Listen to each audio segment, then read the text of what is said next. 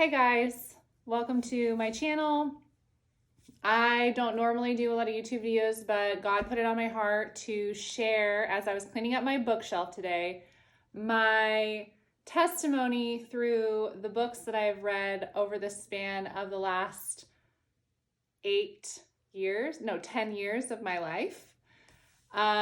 It is an evolution, and I'm really excited to explain how each book influenced me in my healing journey, how I went from divination and palm reading, palmistry, learning about stones and crystals, to now being a devout follower and lover of Jesus Christ and having God in my life, fully surrendered.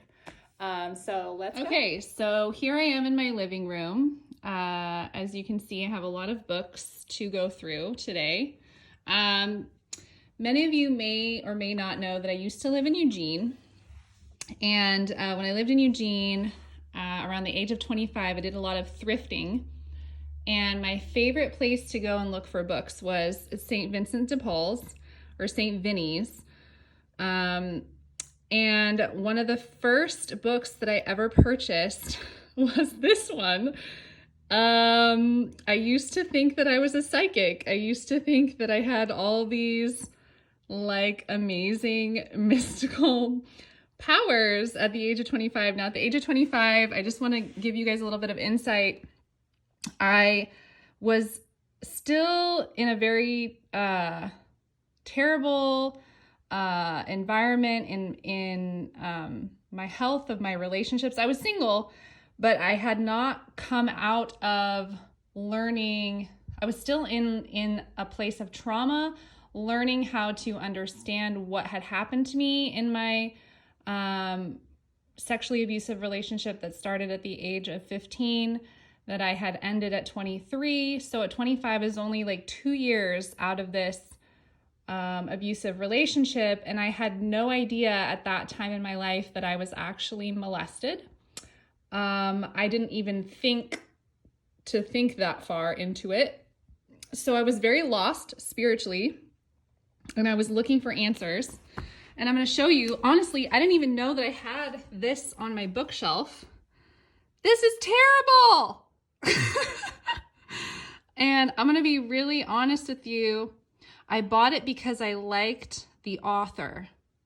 I did not actually read this book. I know that for a fact. Okay, this is another author, Edgar Cayce, The Sleeping Prophet. Okay, I was obviously like super intrigued by that title. What's this one? Who's this by? Eric C. Barrett, David Fisher, Scientists Who Believe. So I was kind of like getting closer with this one. I think I was like, I don't know, trying to figure out my faith, obviously. This one, A Search for Truth. Okay, Ruth. It had nothing to do with God. You can see right there, it says Spirit World. This one, I don't know. I thought I would try it. I heard it's really popular. I think it's like super popular, but it wasn't very good in my opinion. And then this one I tried to read. You can see where my bookmark is in it. And I was actually in the beginnings of my second long-term abusive relationship when I was reading this book.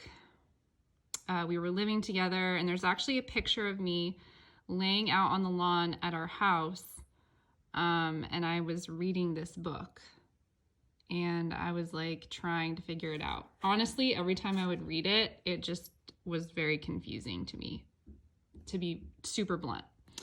Okay, so fast forward. Oh, wait, actually, there's 2 more books that I really like.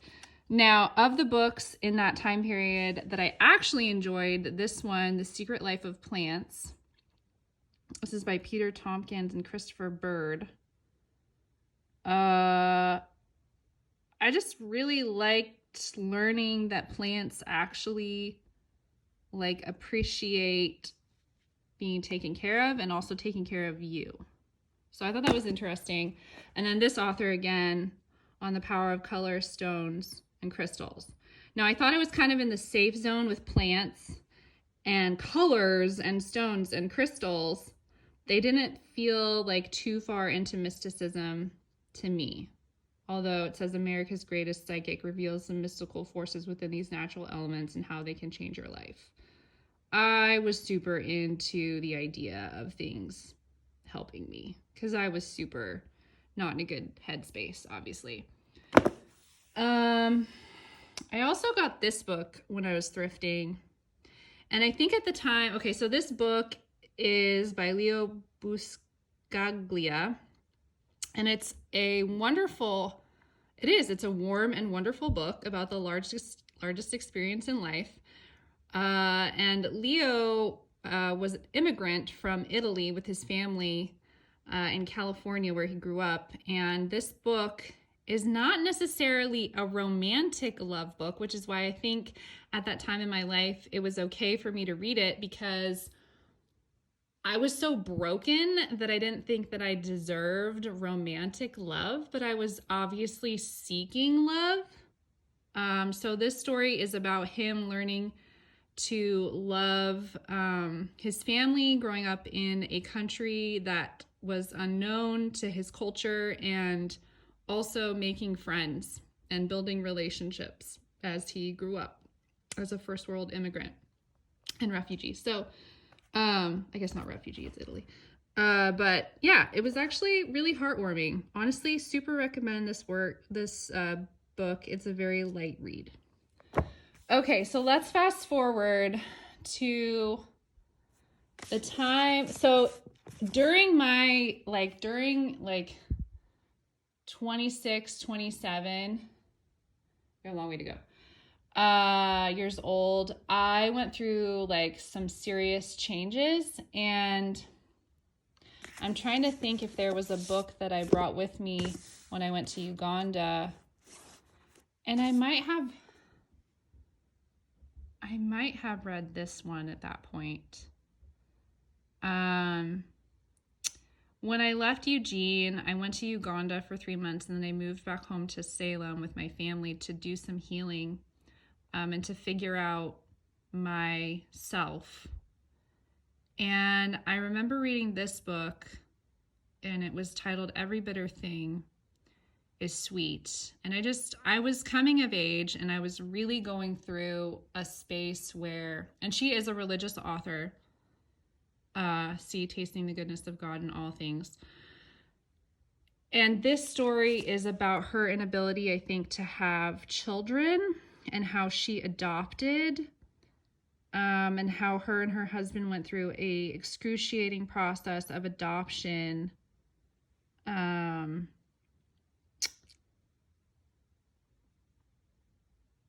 with children in Africa, actually. So I do kind of remember this book and it opening up my heart a little bit to other women's stories, other women's struggles in their faith. I then kind of started exploring other Christian authors. So this was like my beginning phase of Christian authors, female Christian authors. Annie F. Downs, she's very well known. This is a really great book, and it just kind of gave me another insight, like story of a woman my age exploring her life as a Christian. Obviously not necessarily the same story as mine, no abusive past relationships, but her challenge to find a healthy relationship. Another one that I super love, and I'll probably recommend some of these to people.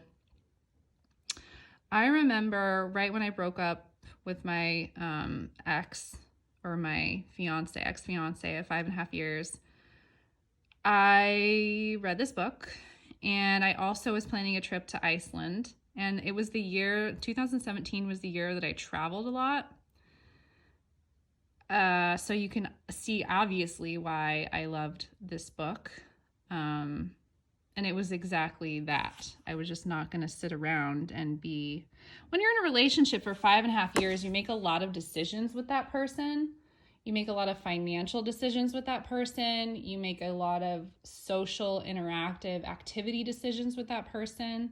And obviously travel was one of them. I didn't travel a lot when I was in the relationship with him because he just wasn't capable. He wasn't a healthy person mentally. So yeah, I just needed to break out of that. I then got into this author, Jenny Allen. I went to IF, which is her women's retreat that she hosts all around the United States. And it opened up my eyes to the idea that women who are Christian don't necessarily have to fit into a certain type of box. I think this is like honestly the only book I ever really liked of her. I outgrew her. A lot of these I've outgrown. Like, I don't think I'd ever go back to any of these authors, even though they're really, really great authors. And then I know that I also struggled a lot with my OCD, because when you're managing yourself within abusive relationships, you're like hyper aware of everybody around you. You're an empath. You like to have things just so, because that is a means of control in everybody around you being out of control or feeling out of control. So this was a really great release for me to dive into. I really enjoyed Joan's word.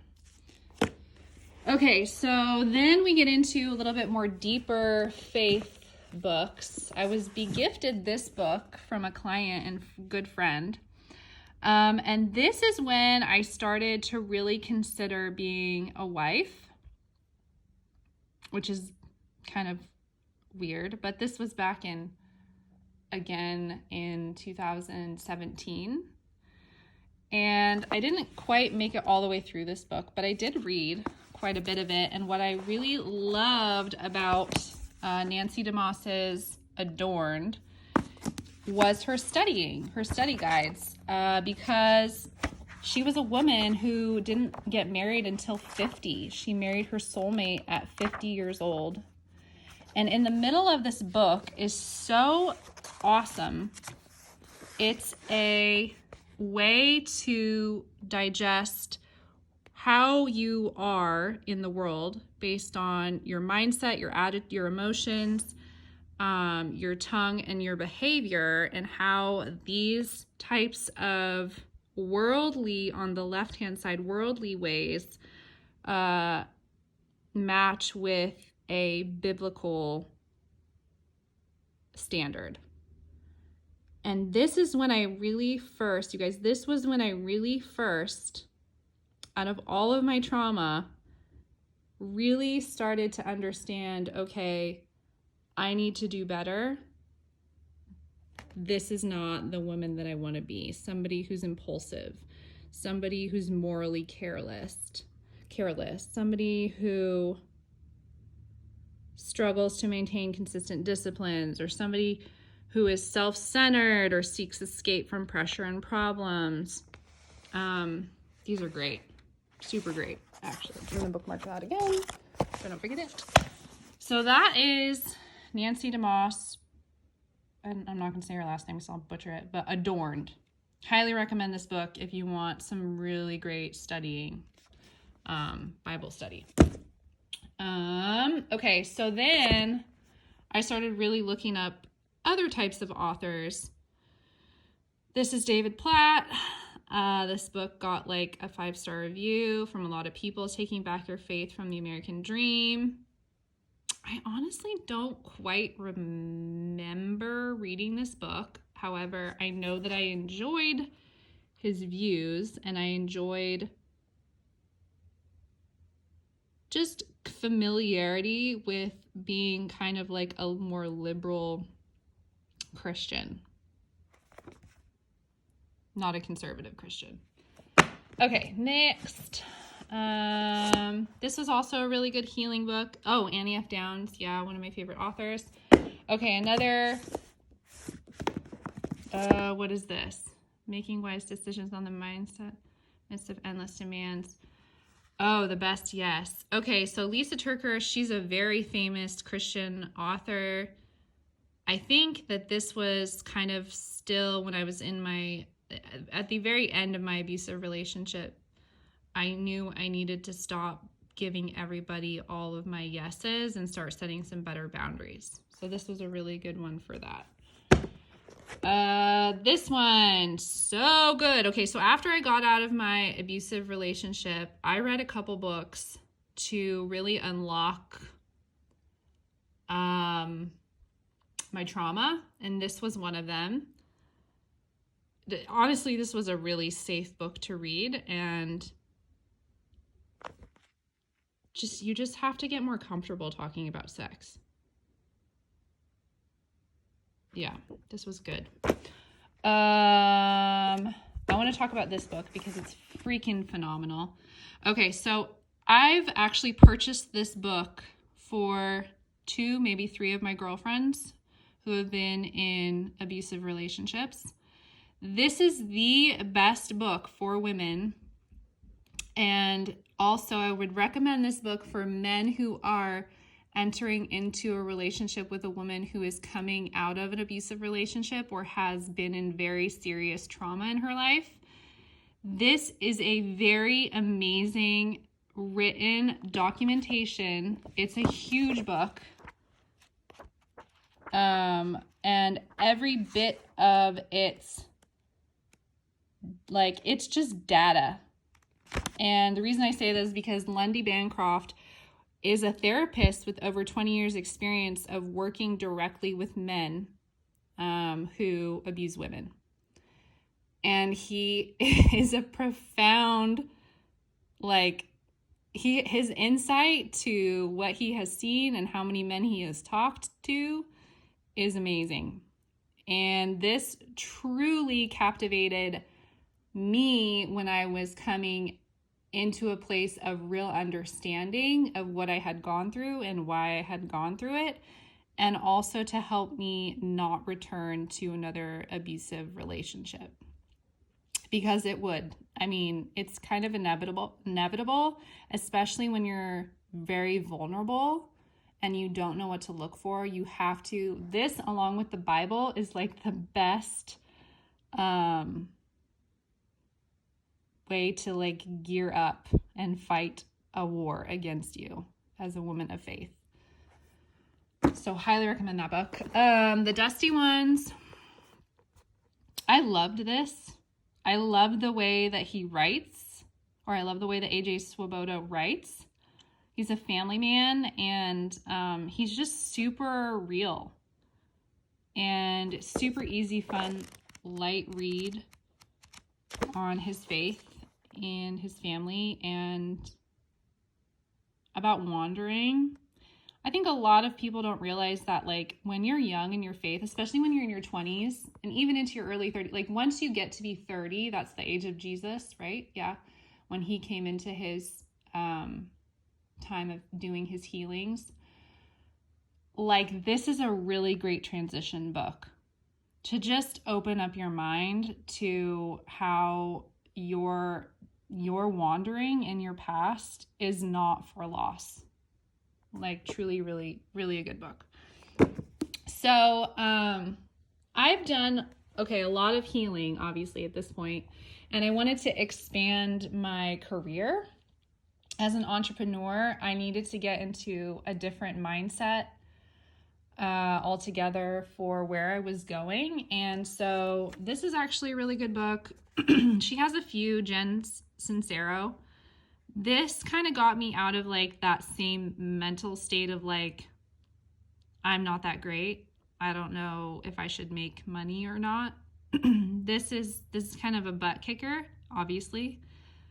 And it kind of gets you into that space of stop trying to live out of a box and skimp and coupon cut and be afraid to spend a little money, because that's not gonna get you what you need in your life. Stop living on pennies when you know your value and your worth is so much greater. Really good book. I was also looking for a job in San Francisco. This opened up my mind so much to the tech industry and women in tech. I don't know, maybe some of you would be inspired by this, but I thought it was super intriguing. Also, Another book that I was super inspired to read and purchased, and I loved it. This is Azita Nahai, and I liked this author. What intrigued me about reading her book, because she's not a Christian, she is Jewish, and she practices Hinduism. But what I liked about her story was that she met her husband on a yoga meditation retreat at 39, and she had gone through years of really terrible abuse and trauma from her relationships, and she thought she was like at a loss because she had been searching for her soulmate for almost 10 years, and maybe even 12 years, 10 to 15 years. Finally met him at the age of 39, married him at 40, got a book deal at 40, and had her first child at 40.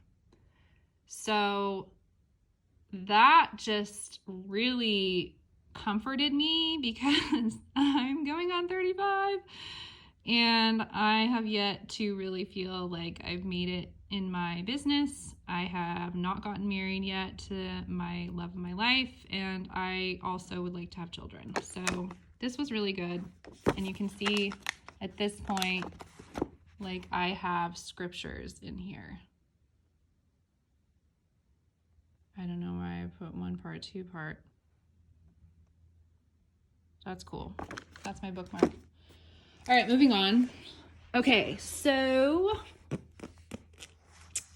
another really great, I have actually a couple other books that I've given away that were really good for leadership and management.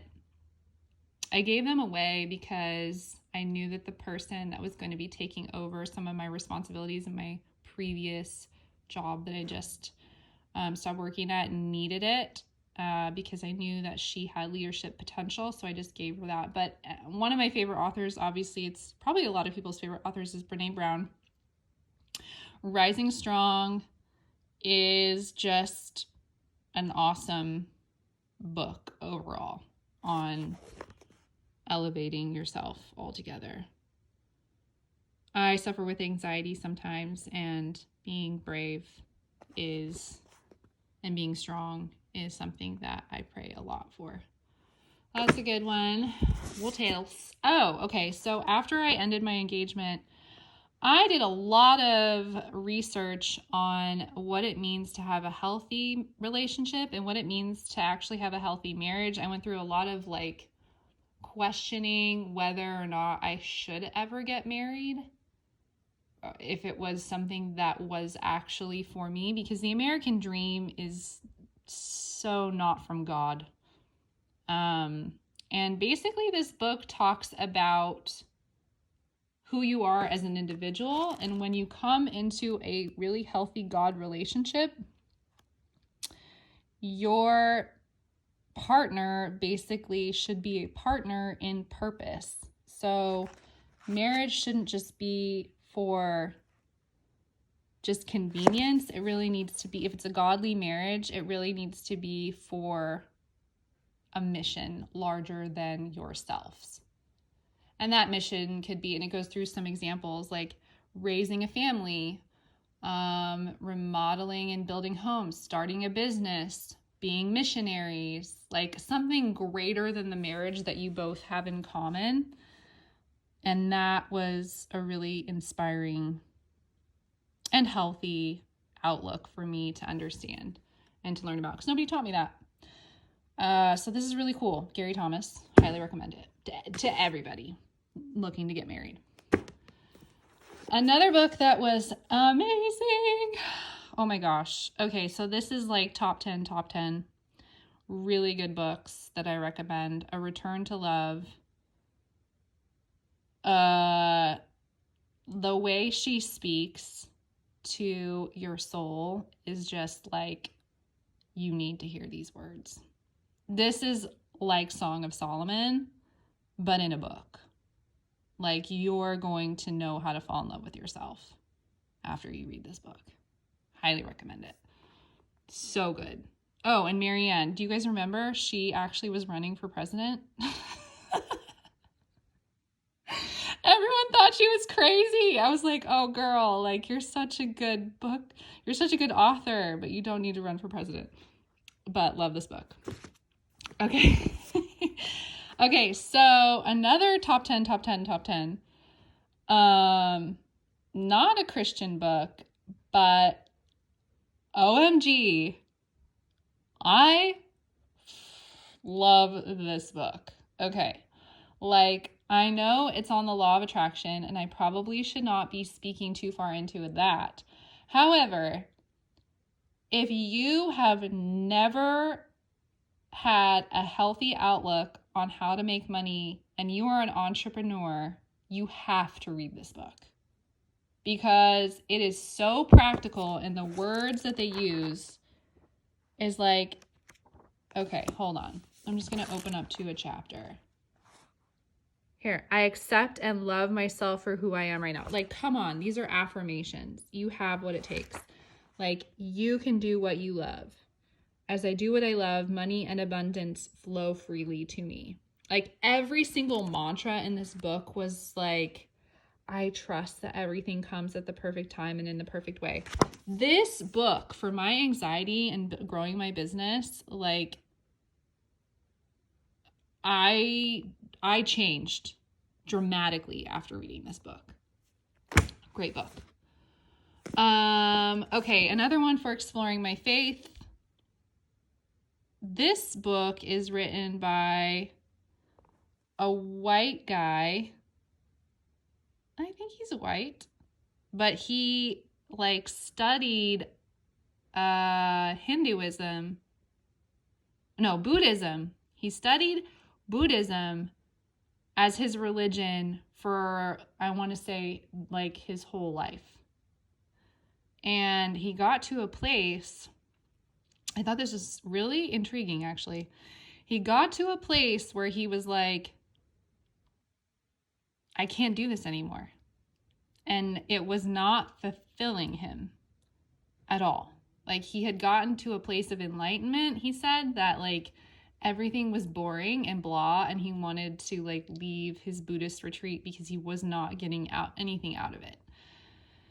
And all of a sudden he like studied Christianity because he was just curious about it, and he was kind of going back to his childhood a little bit. I think his mom was a Christian. And he had this like extremely impactful experience with the Holy Ghost. And he could not believe it because he had never felt anything that amazing before ever in his life. And so he researched all of the gospel and wrote out his understanding of the gospel in a book. So it's basically a book about the life of Jesus from a gospel account, but written by a guy who was a devout Buddhist for a very long time. I loved it. And I thought it was great. And I quoted a lot from it too. Yes, he's this white guy.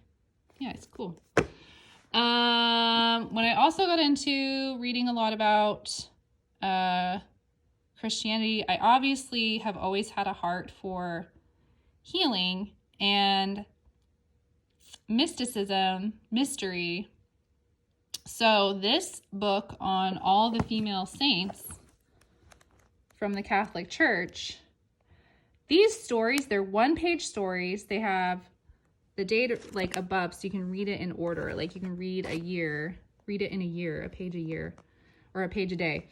And these stories, as I started reading, this is actually before I went on my trip to Italy, and I loved reading this because a lot of these women are from Europe. These stories are incredible. They're very short stories, but some of the things that these women have gone through, like you just imagine yourself back in the day and you're like, okay, like today, some crazy things happen. Like if you really think about divination and palmistry and psychics and mysterious crazy things in that aspect, this is even crazier. Like even the miracles that these women went through like mind-blowing. Like you can't even imagine. It's awesome. So love that. Okay, so now I'm finally in present day 2020, and I had like this inclination that I really wanted to learn about, I don't know, right before COVID happened, actually, I just felt a very deep persistence from the Lord that I needed to learn about spiritual warfare. Like it was the only thing I wanted to read about. I got a couple books like on growing my business. I got a couple professional books, but I never ended up reading them. They were not intriguing to me. I did some research and I got this book. It expanded over the last, like I got it in June. I'm still not done with it yet because I wanted to really like digest it. This book really helped me solidify my faith with God. There's some teachings in this, and it's all scripture written, King James scriptures throughout it. But this book, I mean, it's a really great read, and it's not complicated at all. And I haven't gotten to the part where you like pray the prayers or whatever, protection prayers and all that stuff. I haven't gotten to that yet, but I will read them with discernment. What I like about this is like, you can do this in the privacy of your own home, and you don't have to get super crazy about it. Like you don't have to overthink it. And look what my bookmark says. It's so freaking cute. The Spirit of truth is come. He will guide you in all truth, for he shall not speak of himself, but he shall hear, and that shall he speak, and he will show you the things to come. So I always read that when I'm like thinking about this, because I've had a lot of spiritual warfare come against me. I had a lot of persecution this summer. I had people call me a witch. I had people blaspheme me. I lost a friend who persecuted me, and that was very hard. So I think that growing in my relationship and growing closer to God really released a lot of things that weren't necessary, were necessary, but didn't quite feel very good. But this book is great. But I don't recommend this if you're like on the beginner path of your like timeline of really being a believer. Like start with something a little less meaty than this. And then this book, I'm almost done with it. I freaking loved how much the Holy Spirit spoke to me with this book. Beyond. And this author is actually from Oregon. I highly recommend this to any woman who wants to understand how men operate. It will give you so much wisdom and so much understanding. And I highly recommend this book to men who have had very serious broken relationships with their father, with their earthly father, or their mother. Honestly, more their father, because it is just that good. And John Eldredge is a really great minister, and all of his stuff for healing for men is really, really cool. I'm really inspired by it. So that's good. So that's kind of where I'm at right now, but I just got 2 new books and I want to share them with you guys. Oh my God, look at all these books. I need to like throw these out. What should I do with these? Oh gosh, I don't know what I'm going to do with the Divination books. Okay, so I just got 2 new books. I'm really excited. Based on TikTok reviews, I am going to read this. It's by Tony Evans. Clearly, I'm like not a liberal anymore. No, I'm just kidding. So this should be good. I started reading a little bit of it on Amazon before I bought it. I do that with all my books to make sure I can stand reading it. And so, yeah, it'll be It's a focus on the family. Never bought one of those. We'll see what happens. I'm clearly preparing for marriage. It will happen. And then this one, which I think is really, really poignant, and I hope I enjoy it. I liked so far what I had read by Ben Howe. Why Evangelicals Choose Political Power Over Christian Values. And yesterday I was a little stressed out with the election, but you know what? It's all in God's hands, and this is going to be a good read, I think. So, yeah, welcome to my journey of my life. I'm extremely happy, extremely healthy. Books are a really great way to let yourself heal at your own pace. I like quoting from books. I like journaling about books that I'm reading, and I like to read 2 books at a time and switch between them, going back and forth, and obviously journaling and reading the Bible every day. That is priority. So anyway, thank you for joining me. If you have any questions, or if you would like to read any of these books, or if anything interests you, and yeah, just let me know. Love you guys. Have a great rainy day. Bye.